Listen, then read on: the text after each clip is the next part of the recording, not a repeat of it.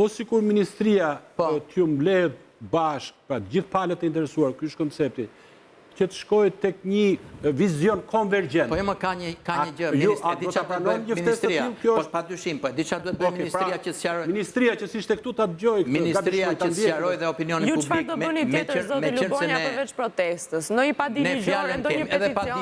Nuk e di do bëjnë ata trice, unë nuk jam, ata kanë punën e tyre, unë kam shkuar. Po ministria nëse do të qetësojë dhe opinionin publik, ka një rrugë.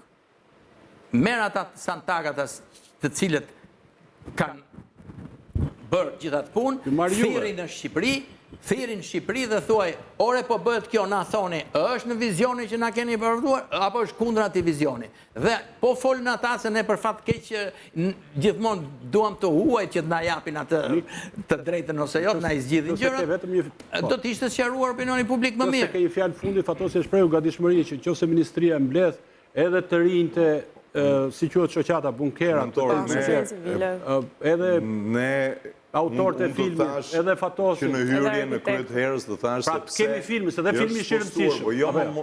Të kemi spaqin. Pastaj të kemi edhe filmin. Po, sigurisht, pas spaqin. Unë që në kryet të herës e përsërita, filmi, nëse do bëhet, për të 10-ën herë, do të bëhet në, si thuash, në shërbim të asaj çka do mirëmbahet për të mos u rënuar më tej spaqit, të aksesueshëm.